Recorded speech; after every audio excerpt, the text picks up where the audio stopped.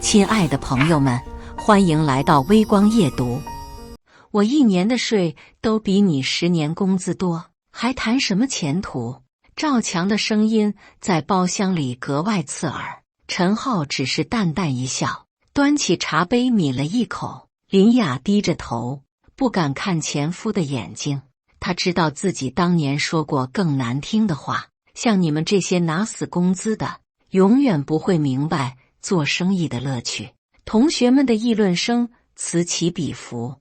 周峰的手机突然响了起来，他接起电话，脸色瞬间变得奇怪，包厢里的空气仿佛凝固了。接下来开始我们本期故事，记得点击订阅并开启小铃铛。范成的初夏总是来得早一些，梧桐叶子尚未完全舒展，空气中已带了几分燥热的气息。陈浩坐在开往范城的高铁上，手里攥着那张调令，心情复杂的像这季节一般。车窗外的景色飞驰而过，绿意盎然的田野，远山如画，还有那些星星点点散落的村庄。这些风景本该令人心旷神怡，可陈浩的心思却不在此。范城这个名字对他来说意义非凡，那是林雅的故乡，他们曾一起畅想过在那里安家落户的未来。5年前的那个秋天，他们在省城的民政局门口分手。林雅穿着一件浅灰色的风衣，头发梳理得一丝不苟，一如她对任何事都追求完美的性格。她说：浩哥，我们性格不合，长此以往对彼此都不好。陈浩记得那天阳光很好，透过梧桐树叶洒在他的脸上，光影斑驳，让他看起来有些虚幻。他没有挽留，只是点了点头。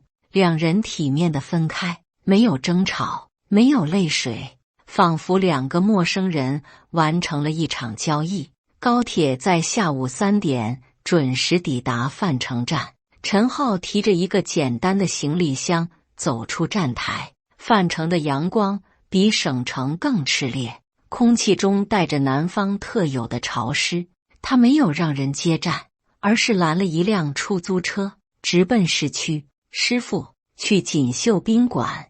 陈浩坐在后座，目光落在窗外的街景上。范城这些年发展迅速，街道宽阔整洁，高楼林立，颇有现代气息。出租车司机是个健谈的中年人，一路上滔滔不绝地介绍着这座城市的变迁。你看那边的新区，这2年建得飞快，听说市里来了新领导，年轻有为的干部。司机指着远处一片建筑工地说道。陈浩笑了笑，没有接话。他凝视这座城市，心里想着明天就要正式上任了。作为新任的重要领导，他肩负着推动这座城市发展的重担。锦绣宾馆是范城顶级的酒店之一，陈浩选择住在这里，一来因为位置便利，二来想暂时低调，不愿过早暴露身份。办理入住时，前台小姐看了他的身份证，态度格外恭敬。房间在12楼，窗户正对范城的中心广场。陈浩站在窗前，俯瞰这座即将工作的城市。夕阳西下，整个城市笼罩在一片金色的光晕中。他想起了林雅，想起了他曾说过的话：范城虽小，但很有发展潜力。那时他们还在一起，他总是这样描述他的家乡。他说范城的人朴实，商业氛围也不错，若回去发展，或许会有更好的前景。陈浩当时并未赞同，他觉得省城机会更多，平台更大。如今回想，或许是他错了。手机铃声打断了他的思绪，是大学同学周峰打来的。浩哥，好久不见，最近怎么样？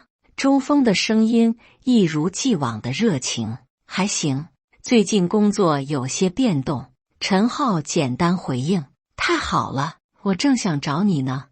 我们几个老同学准备在范城聚聚，你来不来？就在这个周末。周峰兴奋地说。陈浩愣了一下，范城？这要巧，你在范城？对呀，我在这儿开了家广告公司，生意还不错。这次聚会有10几个同学，林雅也会来。周峰的语气中带着一丝试探。林雅，陈浩的心跳加快了一拍。他知道周峰提到他并非无意，同学都知道他们曾有的那段感情。好，我参加。陈浩最终答应了。既然要在这座城市工作，迟早会遇到，不如坦然面对。挂了电话，陈浩重新审视这座城市，或许这就是命运的安排。第二天是周五，陈浩在宾馆待了一整天，没有外出。他需要调整心态，准备迎接即将到来的种种。晚上，他收到周峰发来的聚会地址：范城大酒店，明天傍晚6点，周六下午。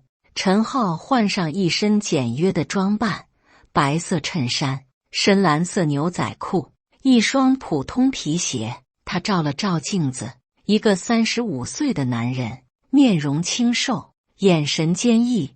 岁月在他脸上留下些许痕迹，但整个人显得精神抖擞。他没有开公车，而是打车前往范城大酒店。这家酒店是范城最豪华的场所，装修气派，消费档次颇高。陈浩看着酒店门口停放的各式豪车，心中暗叹，同学们这些年混得都不错。包厢在3楼，名为聚英厅。陈浩推门进去时，里面已坐了7、8个人。周峰第一个起身迎接。浩哥，你来了。周峰热情地握住他的手，快坐快坐，大家都等着你呢。陈浩环顾四周，看到了几张熟悉的面孔。大学毕业10多年，同学们变化颇大，男同学大多有了啤酒肚，女同学则打扮精致。大家好，很高兴见到你们。陈浩微笑着与每个人打招呼，同学们纷纷起身拥抱，寒暄声此起彼伏。陈浩注意到包厢里最显眼的位置还空着2个座位，显然是为重要人物预留的。林雅还没到吗？一个女同学问道。快了，她说路上有点堵车。周峰答道。陈浩的心又紧了一下。5年了，他们即将再次相见，他不知道自己会是什么心情，也不知道他会有何反应。约10分钟后，包厢门再次被推开，林雅走了进来，身后跟着一个陌生男人。时间仿佛静止了一瞬，林雅依旧美丽，身材保持得很好，穿着一套香奈儿的套装，头发挽成优雅的发髻，脖子上佩戴一串珍珠项链。她的气质比从前更成熟，也更自信。她身后是一个约40岁的男人，身材高大，穿着阿玛尼西装，手腕上戴着一块劳力士手表。这就是赵强，林雅的现任丈夫。不好意思，来晚了。林雅的声音依旧动听。路上有点堵，同学们纷纷起身迎接。林雅的目光扫过包厢，最后落在陈浩身上，两人眼神交汇，时间仿佛回到10年前。浩哥，好久不见。林雅主动开口，声音带着一丝不易察觉的颤音。雅雅，你还是那么漂亮。陈浩站起身，礼貌地点点头。这是我丈夫赵强。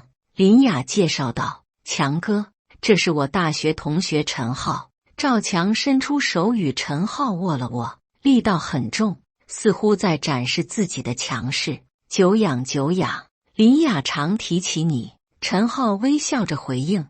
客气了。3人之间的气氛有些微妙，其他同学都感受到了这股特殊的张力。周峰赶紧招呼大家入座，开始点菜。聚会正式开始，同学们围坐在圆桌旁，菜品一道接一道递上来，都是酒店的招牌菜。赵强自然地坐在林雅身旁，陈浩则坐在较远的位置。酒过三巡，同学们开始分享这些年的经历，做生意的炫耀成就，当老师的谈教育心得，在国企的则显得低调。轮到林雅时，她优雅地起身，举起酒杯，感谢大家多年的友谊。我现在主要在家相夫教子，强哥的生意做得很大，我就不用外出工作了。赵强得意地笑着，搂住林雅的肩膀。我老婆命好，嫁了个好老公。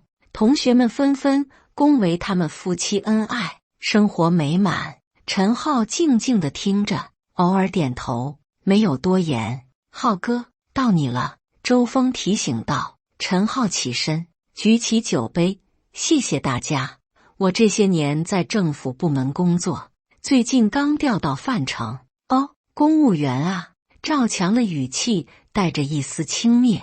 现在还有人愿意当公务员？死工资一个月能有多少？包厢里顿时安静下来，同学们都察觉到赵强话中的轻视，但无人开口。陈浩依然保持微笑。每份工作都有价值，我觉得能为百姓做事也挺有意义。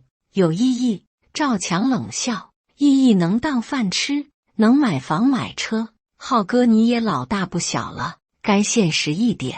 林雅看了赵强一眼，又看看陈浩，想说些什么，最终保持沉默。她记得离婚时自己说过的话，你太老实，没野心，跟着你没前途。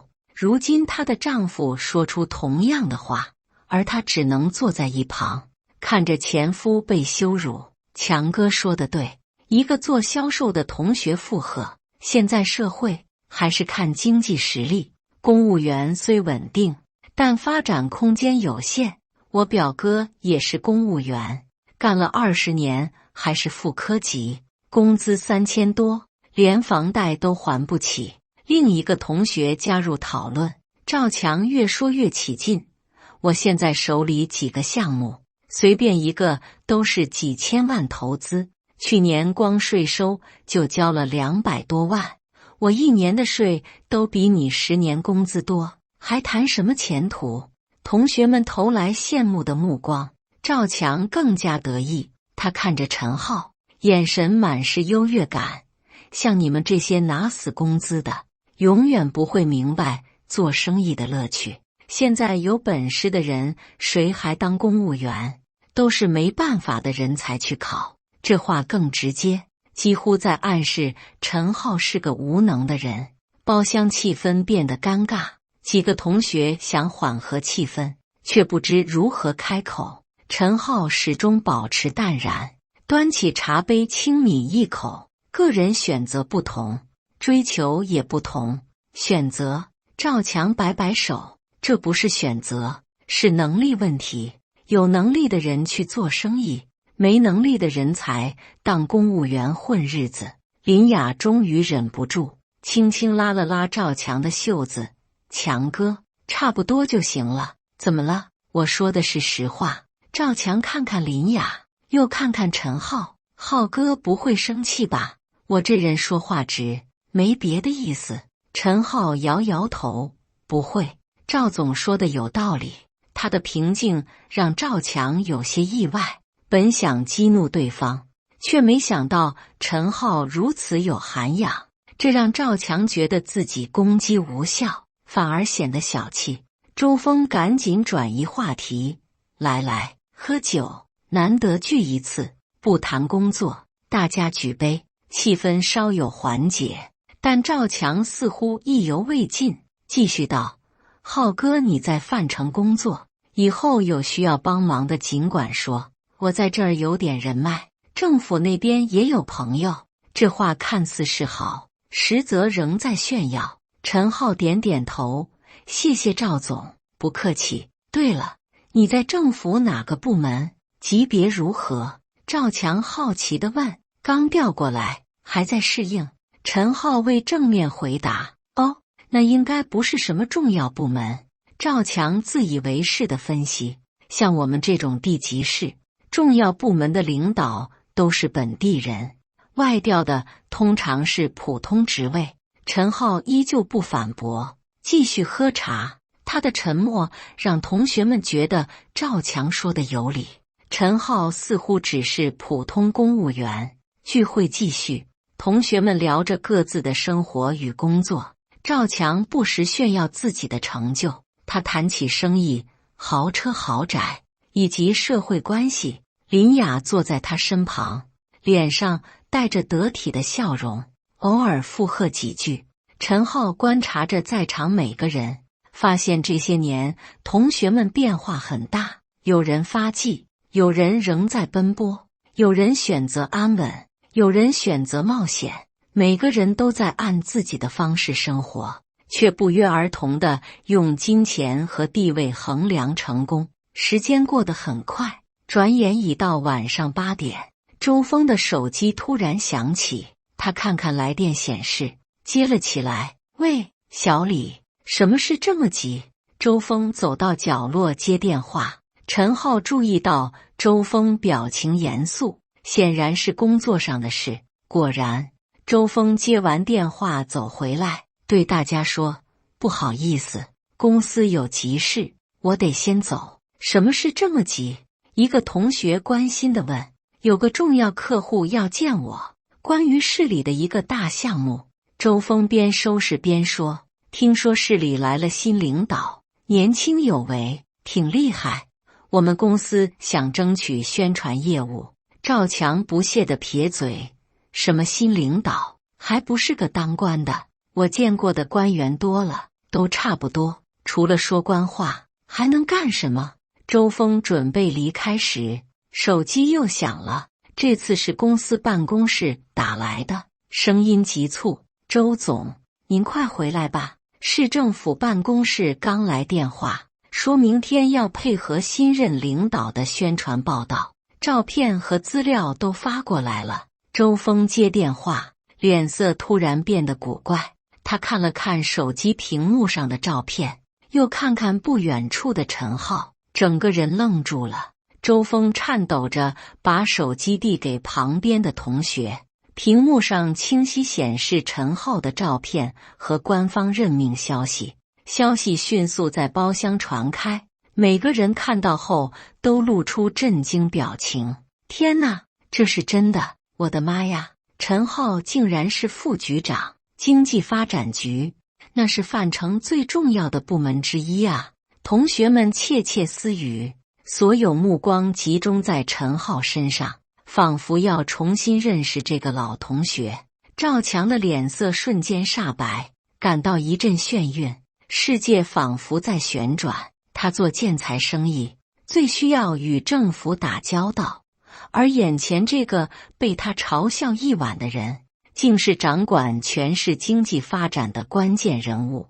赵强大脑一片空白，回想今晚自己的言行，那些刻薄的话语，不屑的表情，居高临下的姿态，每一个细节都让他心惊胆战。他想起自己说过的那些话，冷汗直流。他从商多年，最清楚得罪官员的后果，尤其是这种级别的官员。赵强的生意靠政府工程项目，每年数百万合同需政府审批，而经济发展局正是负责审批和监管的关键部门。他终于明白，为何陈浩面对羞辱如此淡定，原来人家根本不屑计较。林雅震惊地说不出话，瞪大眼睛看着前夫，脑海回想赵强的所有言论。他从未想过，当年被他认为无野心、无前途的男人，竟有了如此成就。林雅想起离婚时的种种，她指责陈浩缺乏进取心，说他一辈子不会有出息。如今，这个被他鄙视的男人成了重要官员，而他却跟了一个可能要倒霉的商人。他偷偷观察陈浩的表情，他依然从容淡定，仿佛一切与他无关。这种气度让他想起当年陈浩那份令他着迷的沉稳，只是那时他误以为那是无能。其他同学也反应过来，想起赵强的那些话，都为他捏一把汗。同时，他们看向陈浩的眼神充满敬畏与羡慕。几个圆滑的同学已在心里盘算如何与陈浩套近乎。我就说嘛，陈浩学生时代就与众不同。一个女同学突然开口，试图表现得早有预料。是啊，大学时陈浩就很有领导才能，学生会工作做得特别好。另一同学附和，包厢气氛发生180度转变。刚才还在炫耀的赵强，现在像霜打的茄子，蔫了。刚才附和的同学，现在都想与陈浩拉近关系。服务员推门上菜，感受到包厢异样气氛，动作小心翼翼。他疑惑地看了看众人，不明白刚才热闹的聚会为何突然安静。陈处长，一个同学结结巴巴开口，叫我浩哥就行，我们是同学。陈浩依旧平和，仿佛什么也没发生。他的态度让同学们更加敬佩，也让赵强更加惭愧。赵强想说些什么，却咽了回去。他不知如何面对这个被自己羞辱一晚的人，也不知如何化解尴尬。陈浩注意到包厢的紧张气氛，明白若不主动打破僵局，聚会将在尴尬中结束。他看出赵强的窘迫，主动开口：赵总的生意做得不错，范城经济发展需要你这样的企业家，希望以后多配合政府工作，为范城发展出力。这话既给赵强台阶，又表明态度，既不计较冒犯，也希望未来合作。赵强如释重负，连忙起身举杯：陈处长，刚才是我说话不当，您大人大量，别跟我计较，以后有需要配合的，您尽管开口。赵总客气了，大家是朋友。陈浩举起茶杯与他碰了碰，其他同学也纷纷起身敬酒，气氛重新热闹，但与之前截然不同。之前是朋友间的随意，现在多了恭敬与敬畏。林雅始终没说话，看着眼前这个曾经的丈夫，心情复杂难言。她想起离婚时的情景，想起自己说过的伤人话语。她说她无野心，无前途，跟着他只能过平庸生活。可现在呢，她的前夫成了势力要员，而她却是个依靠丈夫的家庭主妇。讽刺的是，她的现任丈夫刚刚还在嘲笑她的前夫无能。聚会在怪异气氛中结束，同学们纷纷告辞，表示以后要多联系。赵强再三表示要请陈浩吃饭，被陈浩婉拒。陈浩最后一个离开包厢，与每个人礼貌告别。轮到林雅时，他起身欲言又止：雅雅，好好照顾自己。陈浩轻声道：浩哥。林雅想说些什么，最终只是点点头。走出酒店，范城的夜风凉爽。陈浩站在门口，凝视这座城市的夜景，霓虹闪烁，车流如织，这就是他将为之奋斗的地方。他想起今晚的聚会，想起同学们的态度转变，想起赵强的嘲讽与后来的恭维，想起林雅复杂的眼神。人性如此复杂，金钱与权力能改变一切，包括最基本的人际关系。第二天是周日，陈浩在宾馆休息一天。周一上午，他正式到市政府报道。新闻发布会上，他简要介绍工作经历和对范城发展的规划。媒体拍照采访，一切顺利。下午，周峰的广告公司接到制作宣传片的任务。晚上，赵强亲自到陈浩办公室拜访，带来当地特产，态度恭敬得像换了个人。陈浩接待了他，两人谈了半小时。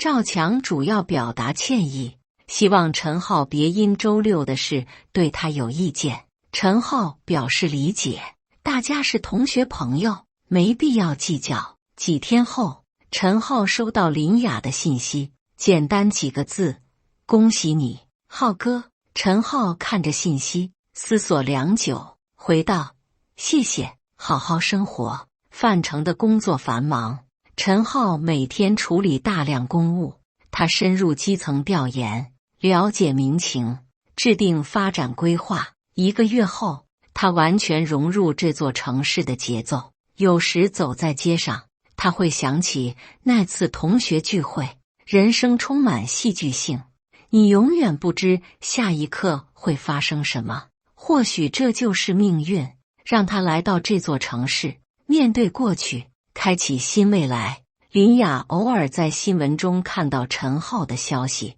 看到他主持会议、深入基层的照片。每当这时，他会想起大学时的那个少年，想起他们的美好时光。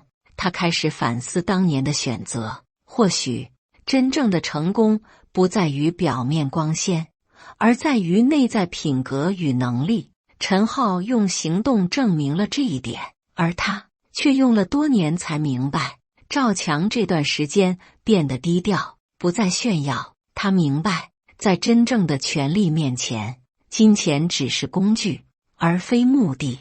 他开始用心经营生意，希望为范城发展贡献力量。在陈浩的领导下，范城经济发展迅速，新产业园区建成，招商引资成果显著，百姓生活水平提高。媒体纷纷报道这位年轻领导的政绩，陈浩成为当地小有名气的人物。1年后，另一次同学聚会上，大家再次相见，这次气氛完全不同。所有人对陈浩极为尊敬，赵强也来了，带着林雅，态度恭敬而真诚。聚会后，林雅单独找到陈浩：浩哥，我想跟你道歉。他的声音很轻，当年是我不对，说了很多伤人的话。陈浩摇摇头，都过去了，我们都有了新生活。你还恨我吗？林雅问。从未恨过你，陈浩认真地说，我们只是选了不同的路，没对错。林雅点点头，眼眶微湿。我很后悔。别后悔，过好现在的生活就够了。陈浩拍拍他的肩，赵强对你很好，要珍惜。2人没再多说，各自回到自己的生活轨道。陈浩继续为范城发展努力，林雅也重新审视生活，开始珍惜现有的一切。时光荏苒，那次尴尬的聚会已成为过去。它如一面镜子，让每个人看到自己的真实面目。有人学会谦逊，有人明白何谓真正成功，有人反思人生选择。陈浩在范城工作3年，将经济发展推向新高度。后来他调往更重要岗位，但永远不会忘记在范城的经历，忘记那次让他重新认识人性的同学聚会。